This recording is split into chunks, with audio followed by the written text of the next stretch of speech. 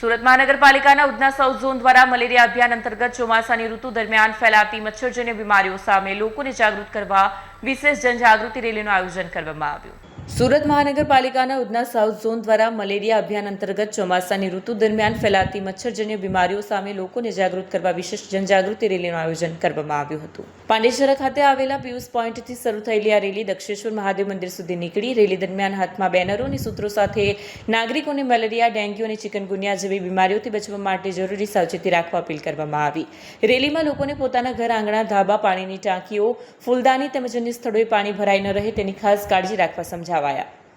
અધિકારીઓએ જણાવ્યું કે ચોમાસા દરમિયાન જમા થતું સ્વચ્છ પાણી પણ મચ્છરોના પ્રજનન માટે અનુકૂળ બની શકે છે, તેથી દર અઠવાડિયે પાણીના સ્ત્રોતોની સફાઈ કરવી જરૂરી છે। રેલી દરમિયાન મોટી સંખ્યામાં સ્થાનિક નાગરિકો પણ જોડાયા અને આરોગ્ય જાગૃતિનો સંદેશ જન સુધી પહોંચાડવાનો પ્રયાસ કરવામાં આવ્યો। કેમેરામેન હકીમ શેખ સાથે વસીમ હાસમીનો રિપોર્ટ, આઝાદ ન્યૂઝ, સુરત। ડૉક્ટર કિંજલ પટેલ, નાયબ આરોગ્ય અધિકારી ઉધના ઝોન। મેલેરિયા માસ જૂન માસને આપણે મેલેરિયા માસ તરીકે ઉજવવામાં આવે છે। જૂન માસમાં વરસાદની શરૂઆત થાય, વરસાદની શરૂઆત થયા પછી પાણીના ભરાવાના કિસ્સાઓમાં મચ્છરનું બ્રીડિંગ અને મચ્છરની ઉત્પત્તિઓ થઈ શકે છે। તો એ ના થાય તેના માટે તમામ મ્યુનિસિપલ સદસ્યોને આમંત્રણ આપી આપણે એક જનજાગૃતિ રેલીનું આયોજન કરવામાં આવેલું છે, જેના લીધે આ લોકો જાગૃત થાય અને આ ચોમાસામાં બને એટલા મેલેરિયાના કેસ ના આવે અને મેલેરિયા મુક્ત ના રહે તેવી અપીલ કરી છે।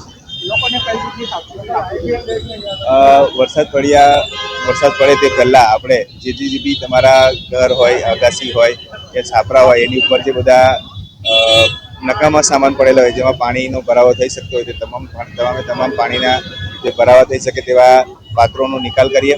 કન્ટેનરો જે એ લોકો યુઝ કરે છે તે લોકોને હવાચુસ્ત રાખીએ।